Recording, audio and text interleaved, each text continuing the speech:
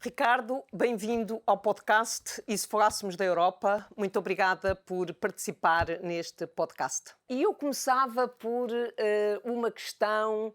Fui ver um artigo que escreveu e publicou na véspera do início da presidência portuguesa da União Europeia, 31 de dezembro. Um artigo em que, de certa forma, deixava um conjunto de desafios para a presidência,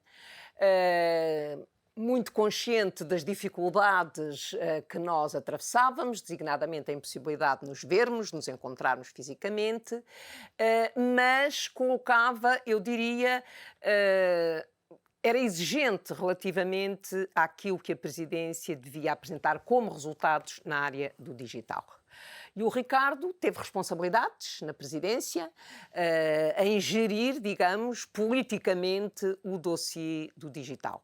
Chegámos ao fim da presidência e a questão que eu gostava que o Ricardo partilhasse connosco é que avaliação é que faz dos resultados da presidência na área do digital e se corresponde à expectativa, quais as dificuldades, mas sobretudo quais são os resultados e se correspondem ou não à sua expectativa. Muito bem, em primeiro lugar, muito obrigado pelo convite, é um prazer imenso conversar com a Margarida e é bom que me recorde esse artigo, porque aquilo foi mais ou menos um exercício de prognose, de tentar antecipar um pouco aquilo que seria a agenda do de telecomunicações e digital durante a presidência portuguesa, que era desde logo fruto de um exercício de planeamento, para o qual nós até portugueses, enfim, estamos pouco habituados, mas que no caso concreto eu acho que é um elemento importante quando olhamos para os resultados finais. Foi a forma como preparámos durante muitos meses antes do dia 1 de janeiro a presidência portuguesa.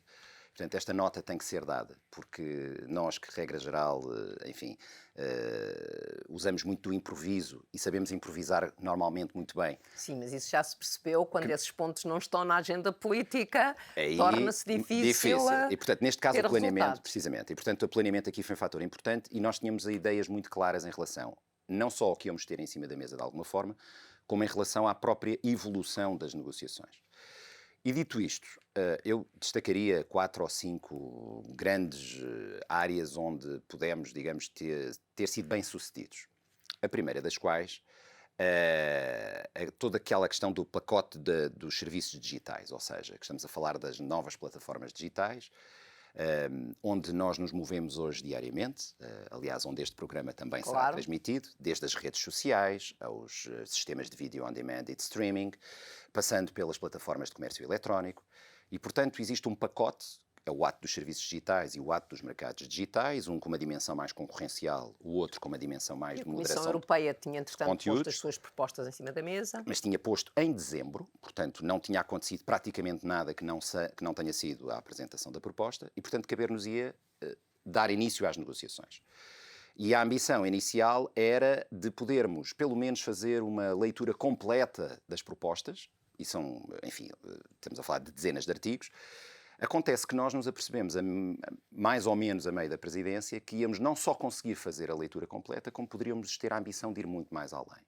E não apenas apresentar um relatório de progresso, como fizemos junto dos ministros, lançar o debate com os ministros da competitividade, como inclusive, e que foi o que aconteceu, apresentarmos uma nova proposta de compromisso. Ou seja, basicamente, nós deixámos a nossa impressão digital portuguesa neste texto de compromisso que agora a presidência eslovena está a analisar. E isto é reconhecido por todos como um avanço extraordinariamente considerável. Primeiro, porque há aqui um sentido de emergência, ou seja, consumidores, empresas, nós percebemos que não podemos continuar a viver no mundo digital como vivemos nos últimos 10, 15 anos. Porque há a questão da desinformação, porque há a necessidade de preservar direitos fundamentais, porque há a necessidade de preservar e de proteger os consumidores, porque há a necessidade de criar regras de equidade em relação às empresas europeias, por exemplo, porque é nesta esfera que estamos, e as empresas americanas, porque há necessidade de pensarmos um novo mecanismo, por exemplo, fiscal para o ambiente digital. E, portanto, esta discussão foi a discussão do pacote de serviços digitais.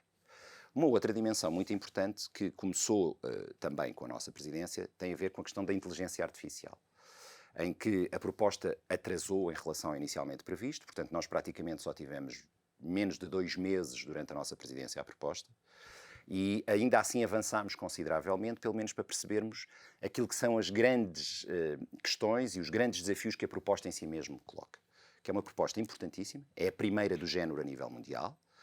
Importa salientar que tem uma dimensão ética que é absolutamente fundamental quando falamos de inteligência artificial, mas depois tem dificuldades, que é as dificuldades de estarmos a legislar sobre uma coisa que é muito recente, que nós ainda conhecemos muito mal, e que tem um nível de transformação e de alteração de tal forma célere que a regulação e as normas inexoravelmente não acompanham.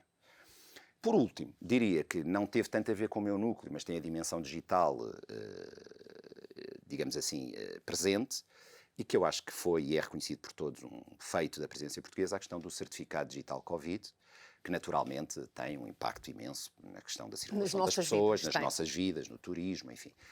E, portanto, eu destacaria estes 3 pontos como pontos mais, digamos, de dimensão mais legislativa ou regulatória, se quiser. A presidência portuguesa teve uma outra dimensão muito importante, que foi trazer o Conselho para a normalidade.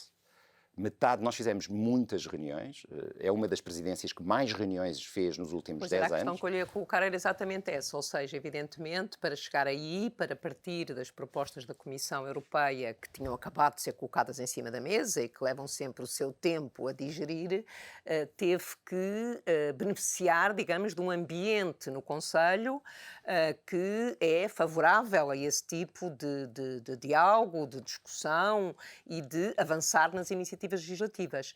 Também ouvi que no caso da inteligência artificial ainda há uma grande diversidade de situações, um grande desconhecido, a questão dos direitos que muitas vezes é difícil de debater na medida em que há sempre o outro lado, portanto há sempre a questão da interferência na privacidade, nos direitos individuais, etc. Que análise é que faz sobre a atitude dos Estados-membros ou a diversidade de posições dos Estados-membros relativamente a esta problemática? Nós temos, eu diria, em regra, se olharmos para um passado recente, nós temos o Conselho dividido normalmente em 2 blocos. E que acaba por se espelhar também em parte aqui no Parlamento. Se nós olharmos para as grandes reformas recentes dos direitos de autor, do audiovisual, percebe-se que esses 2 blocos é um bloco um pouco mais pró-indústria, um pouco mais liberal, chamemos-lhe assim, e um bloco um pouco mais conservador, mais pró-direito autoral, muitas vezes mais próximo da defesa dos direitos do consumidor. E, portanto, em regra, estes eram os 2 blocos que existiam. Curioso de assinalar que há, digamos assim, uma diluição das diferenças entre estes 2 blocos.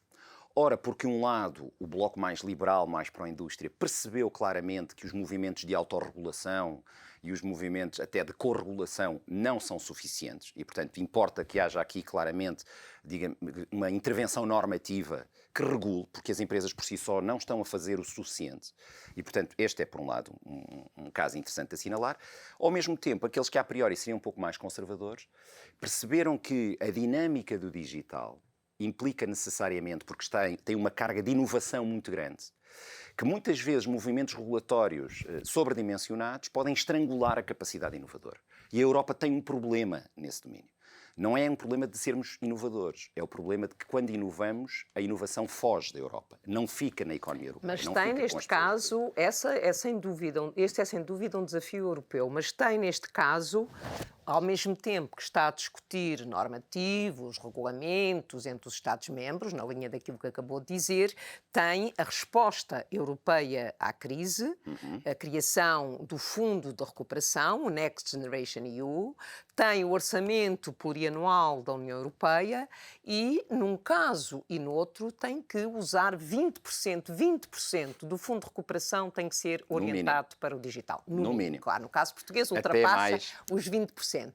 Mas nós chegamos a uma situação em que, de facto, não só há uma ambição política de fazer a transição para o digital, sem que isso crie novas clivagens, novas divergências, novas desigualdades, e tem financiamento para fazer essa política. E o que eu lhe pergunto é se acha que este financiamento é suficiente, por um lado, e por outro lado, nesta fase, evidentemente, e por outro lado, se os planos que os Estados-membros, os planos de recuperação que os Estados-membros têm apresentado, em que 20% pelo menos está orientado para o digital, se podem contribuir satisfatoriamente, diria, para fazer a transição para o digital na Europa e para, como dizia o Ricardo, ser de facto um investimento na economia, nas pessoas, em que a inovação fique na Europa, seja integrada pela economia europeia e não estejamos em situações comparáveis com situações do passado, em que de facto houve, eu diria, descobertas, inovações e que depois a economia europeia não foi capaz de agarrar e se deslocaram para outras regiões do mundo. Eu diria que, a priori, o volume financeiro, porque é absolutamente gigantesco, deve ser suficiente. Porém, é curioso observarmos que há um programa, pela primeira vez, há um programa vertical do ponto de vista financeiro para o digital, dedicado, que é o chamado Europa Digital. Europa Digital. Que tem 7,6 mil milhões de euros dedicados a 5 áreas estratégicas. Acontece que sofreu um 15% de corte em relação àquilo que era a previsão inicial. Tal como praticamente todos os programas. Pronto. Mas, de qualquer das maneiras, aqui a questão mais importante, eu acho que nesta fase é porque há um calendário também muito específico para a execução. A questão aqui já não tem tanto a ver com se é muito ou se é pouco, tem a ver com aqueles que terão a maior capacidade de executar e de executar nas coisas certas. E aí mas nós repara temos... uma coisa, só para clarificar, no caso da Europa Digital, em que teve uma redução de 15%, o Parlamento Europeu só aceitou essa redução porque podia compensar com os 20% do Fundo de Recuperação. Podia compensar a dimensão digital com os 20% do Fundo de Recuperação. É verdade, sendo que os calendários não são coincidentes no princípio, mas depois deixam de o ser. Claro. E também é verdade que as prioridades do Europa Digital, em grande medida, são distintas das outras. Porque, por exemplo, o Europa Digital, um caso concreto, que é um caso absolutamente fundamental para a Europa e, em particular, para o nosso país, que é a questão das competências digitais. O Europa Digital tem um pilar muito específico, que são as chamadas competências digitais avançadas. Ou seja, estamos a falar do primeiro tier da pirâmide, ou seja, o talento. Só há 42%, nós estamos a falar de competências avançadas e vamos evoluir nesse ponto, mas há 42% dos europeus que não têm competências básicas. Claro, e portanto esse era exatamente aí que eu queria chegar, Margarida. E portanto, se um está a olhar para o vértice da pirâmide, o outro está a olhar para o bottom line, está para a base. E a base são exatamente esses 42%, que é, enfim, aquele mantra de que ninguém pode ficar para trás, e portanto é para esses que temos que olhar em primeiro lugar. E o Programa de Recuperação e Resiliência tem, e no caso português tem em concreto, medidas direcionadas especificamente para isto. Não esquecendo dos fundos de coesão, também, portanto, dos fundos sociais, normal, do QFP, onde também está previsto isso. Acontece que hoje as competências... O que é que são competências digitais básicas hoje? Quer dizer, já não tem nada a ver com as competências digitais básicas de há 10 anos. Assim, da mesma maneira que as competências avançadas hoje são completamente distintas daquelas que eram, ou que nós achávamos que poderiam ser há 10 anos.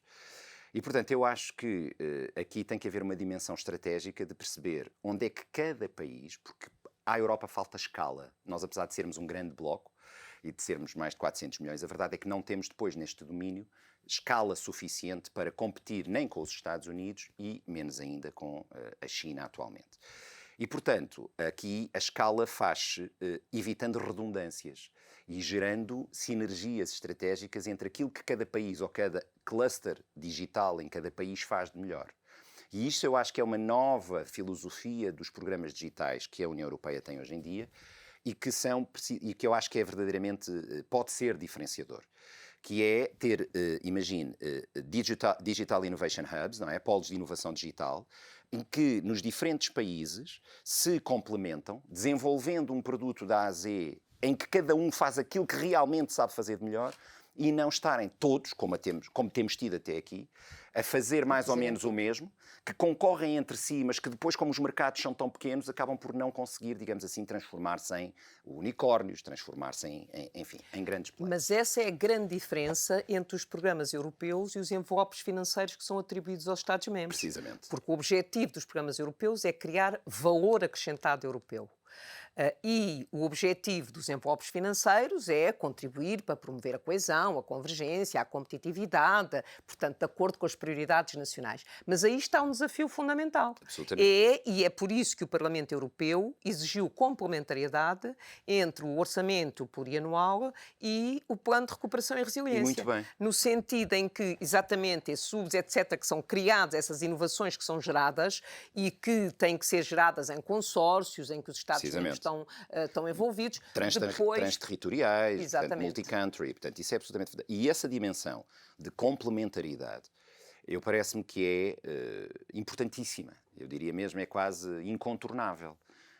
Sob pena de estarmos sempre a meter o dinheiro nas mesmas coisas onde andamos a meter e não se ganhar, digamos assim, a escalabilidade. Não se ganha a escala. Pronto. E, portanto, esta discussão esteve também muito presente durante a presidência portuguesa. Não apenas porque, enfim, os instrumentos financeiros foram discutidos durante a presidência, claro, quer no Parlamento, quer no Conselho, mas também porque houve uma dimensão estratégica muito importante que não teve a ver com a agenda legislativa, mas que dentro daquilo que a presidência portuguesa quis trazer de voltarmos à normalidade.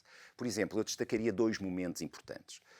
A organização do chamado Digital Day, do Dia Digital, em março, a 19 de março, e depois, no dia 1 de junho, a organização da Assembleia Digital, que foram 2 grandes momentos. Repare, Margarida, a 19 de março foram assinadas 3 declarações ministeriais, uma sobre a importância da conectividade internacional, ou seja, a Europa não pode ficar a olhar-se para si própria. Sim, claro. E hoje em dia a conectividade internacional é a base de tudo aquilo que queremos depois construir, seja de dados, de inteligência artificial, machine learning. E, portanto, claramente focada na necessidade de criar polos de conectividade dentro da Europa, mas sobretudo da Europa para o mundo. Como no caso português, com foco particular na relação com a África e com a América do Sul, que viria a culminar no dia 1 de junho com a inauguração do primeiro cabo submarino, do Ela Link, entre o Brasil e Sines, no caso Portugal-Sines. Uma segunda declaração importantíssima a nível ministerial sobre a transição gêmea, não é? Twin Transition, portanto, do digital e do verde, que, enfim, é a grande questão. É a questão geracional, eu diria, é a nossa responsabilidade maior hoje em dia e uma não existe sem a outra. E a terceira declaração ministerial importantíssima, também sobre a criação de um European Startup Standard, ou seja, um padrão para o empreendedorismo europeu, que levou a que em Portugal seja criada uma estrutura de acompanhamento ao empreendedorismo na Europa, porque a Europa tem este, Portugal tem, a Europa tem, de problemas já falámos. Nós não temos unicórnios, temos muito menos, não temos estratégias de scale-up, as startups têm dificuldades elas próprias dentro do mercado interno que a priori não poderia acontecer e, portanto, isto perdemos em toda a linha para os outros blocos que connosco competem. Mas o Europa Digital tem outras dimensões, para além da questão das competências, de promover competências avançadas, tem a questão da cibersegurança, da inteligência artificial, portanto são 5 pilares, como aliás o Ricardo dizia há pouco, que, digamos, são pilares importantes para que se possa fazer a transição para o digital ao nível europeu, como eu dizia há pouco, assegurando valor acrescentado europeu. Certo, e por isso é que ele foi feito muito numa filosofia de aquilo que a Europa precisa para ser líder global. E precisamos de ser um espaço seguro, daí a questão da cibersegurança, que hoje é um elemento presente no digital. Precisamos de ter a inteligência artificial mais avançada. Precisamos de ter as pessoas com os talentos e com as competências digitais mais avançadas do mundo. Terceiro pilar. Quarto pilar, precisamos de ter uma administração pública e serviços públicos, também eles modernizados do ponto de vista já não apenas da sua digitalização dos processos, mas da sua total integração digital na relação com os cidadãos. E, finalmente, a questão dos polos de inovação digital, que são, digamos assim, entendidos agora numa filosofia diferente. Isto é importante, Margarida. Que são não tanto espaços laboratoriais, mas chamados aqueles sandboxes, ou seja, espaços de teste em que as pequenas e médias empresas vêm junto com as grandes e junto até, muitas vezes, se possível, com a própria administração pública, desenvolver soluções que a seguir sejam implementadas no mercado. E, portanto, há aqui esta dimensão de hands-on, de colocar a mão na massa, de fazer, que é absolutamente essencial e que está presente nesse programa. É um programa muito inovador, muito inovador. Quando é criado o mercado único europeu, temos, digamos, as 4 dimensões ou as 4 liberdades de circulação. As 4 liberdades de circulação de bens, serviços, pessoas, bens, serviços e capitais. Eu colocava aqui uma 5ª dimensão e gostava de ter a reação do Ricardo, que é os dados. Portanto, nós temos que começar também a falar no mercado único, ou mercado europeu dos dados. Nós não temos, nós já devíamos ter começado. Exato. Nós já perdemos o timing.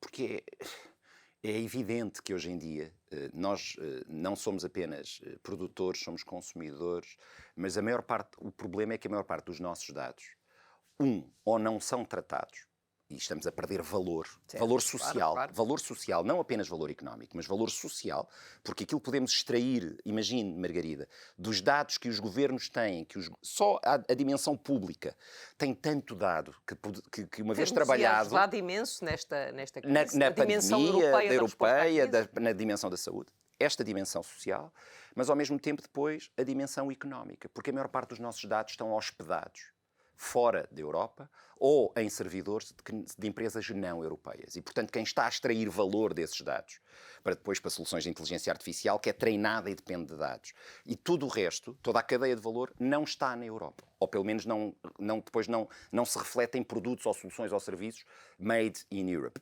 E, portanto, isto tem, digamos assim, é uma emergência, concordando em absoluto consigo, que essa 5ª dimensão, em relação ao mercado único, tem que estar presente e eu acho que, apesar de tudo, foram dados passos importantes. Sim, a questão da Covid e do certificado digital... Obrigou a... Em tempo, recorda, em 5 meses foi feito um certificado digital em que existe interoperabilidade, em que as soluções nacionais passaram a conversar umas com as outras. É certo que ainda há muito por fazer. Algumas coisas é muito rudimentar. Mas demos um primeiro passo que até aqui tinha tido resistências imensas e concordando consigo em absoluto, que essa é uma 5ª dimensão. 5ª dimensão que temos que juntar. O Ricardo faz parte do Conselho da Diáspora. Tem um percurso, saiu de Portugal, foi para o Brasil, trabalhou no Brasil, veio para a Reper, está na Bélgica, faz parte do Conselho da Diáspora. Como é que vê a importância de estruturas dessa natureza, como o Conselho da Diáspora, para apoiarem os portugueses que vivem no estrangeiro e para, digamos, fazer também a ligação, desde o investimento até fazer a outra ligação cultural, identitária com Portugal? Eu acho que nos últimos anos passou a dar-se um pouco mais de importância a essa rede. Bom, é preciso percebermos que nos últimos anos houve uma transformação do perfil do imigrante português. Durante décadas, por razões que eram conhecidas, ou de natureza política, ou de natureza económica, as pessoas saíam do país fugindo à procura de melhores condições, ou por razões de natureza política. Nos últimos 10, 15 anos não é assim. Sai gente extraordinariamente qualificada do nosso país. E isto mudou o perfil do imigrante português no mundo, sendo mais evidente em algumas comunidades. E é uma pena que os governos sucessivamente não tenham aproveitado este capital humano, em que e em muitas circunstâncias, cada um destes imigrantes, e há gente extraordinariamente qualificada e muito bem posicionada, em vários setores da economia, em vários setores da sociedade, e em que poderiam e estariam disponíveis para ser eles próprios embaixadores do nosso país. E esta rede, que apesar de tudo, eu acho que nos últimos anos houve uma preocupação de tentar juntar e foram criadas redes e tem sido feito um esforço, apesar de tudo eu acho que ainda há uma estrada por fazer. E porque isso é de um valor imenso para o país. Porque, estando fora, eu estou fora há 11 anos, e a Margarida viveu muitos anos fora também, e agora tem um pé dentro e um pé fora. Nós temos uma capacidade de observação que nos traz objetividade, que nos traz equidade e justeza na forma como olhamos para Portugal. Nós somos muito injustos com o nosso país. Quando estamos dentro. Somos autocríticos, autofágicos. É um país absolutamente fantástico. Tem defeitos, mas cheio de coisas boas que quando nós estamos lá dentro raramente vimos. E quem está fora percebe isso. E muitas vezes, ao perceber isso, tem uma capacidade crítica de poder construir em cima do que é bom. E o país precisa muito disto, sobretudo nestes momentos de crise. E portanto, eu diria que essa é uma área em que há muito por fazer. em que durante um tempo a dificuldade de comunicação pelas distâncias, hoje isso já não existe. Ficou provado nos últimos 12 meses sim, claro. que nos podemos comunicar permanentemente, a todo o tempo e em qualquer situação. E, portanto, isso já não é um problema. Agora, isso deveria ser institucionalizado. O caso do Conselho da Diáspora tem o patrocínio do Presidente da República. Exatamente. E envolve empresas, enfim. Agora, aquilo é um formato que poderia ser replicado até em função de áreas temáticas.